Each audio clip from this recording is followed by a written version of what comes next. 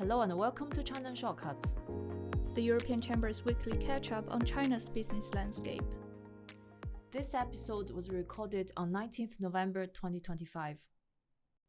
According to macroeconomic data released by China's National Bureau of Statistics on 14th November, the mismatch between supply and demand growth continued in October. Industrial production rose 4.9% year-on-year. This was the slowest rate of increase recorded since August 2024, but still faster than the pace of retail sales growth, which was 2.9% in October. This reading too indicated the slowest pace of increase since last August. Regarding industrial production, growth was recorded in 29 of the 41 sectors surveyed. Automotive manufacturing stood out, with an especially high uptick of nearly 17% compared to the same period last year.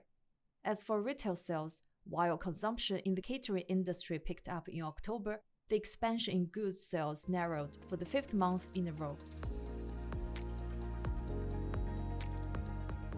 On 17th November, German Vice-Chancellor and Federal Minister of Finance, Lars Klingbeil, co-chaired the fourth German-China high-level financial dialogue in Beijing with Chinese Vice Premier He Lifeng. According to a joint statement released by China's Ministry of Finance, the dialogue reached 27 points of consensus. These included continued cooperation within various industrial frameworks, including the International Monetary Fund, the Asian Infrastructure Investment Bank, and the World Trade Organization. As for their bilateral policy research cooperation mechanism between the two countries' finance ministries, exchanges on key issues, including fiscal sustainability, will be strengthened, according to the statement. The two sides also agreed to further enhance cooperation in the areas of banking and insurance regulation and supervision, and will encourage further collaboration between their respective financial technology service providers as well as more investments into each other's financial services markets.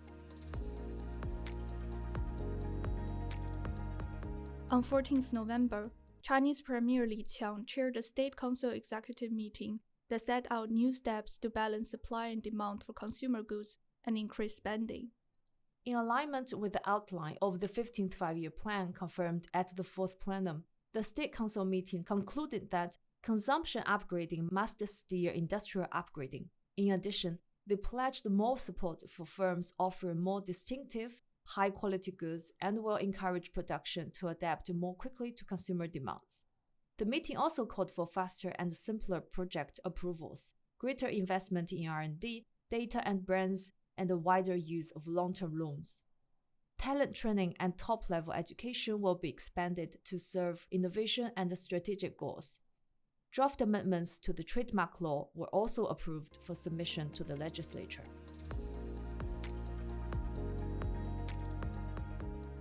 On 17th November, China's National Medical Products Administration issued guidelines on enhanced regulatory reforms in the cosmetics industry.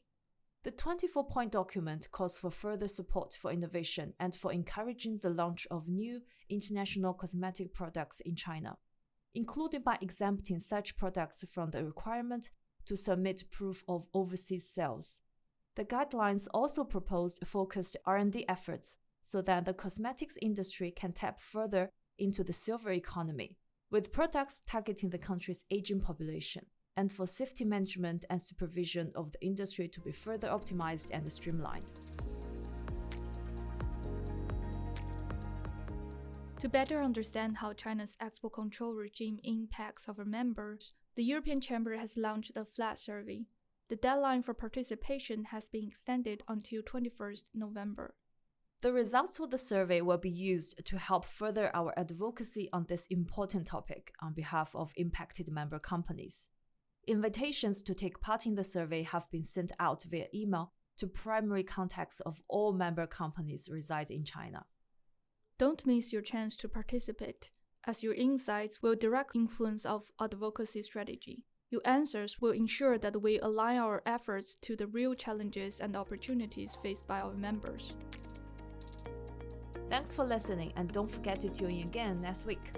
In the meantime, please find useful links in the episode notes.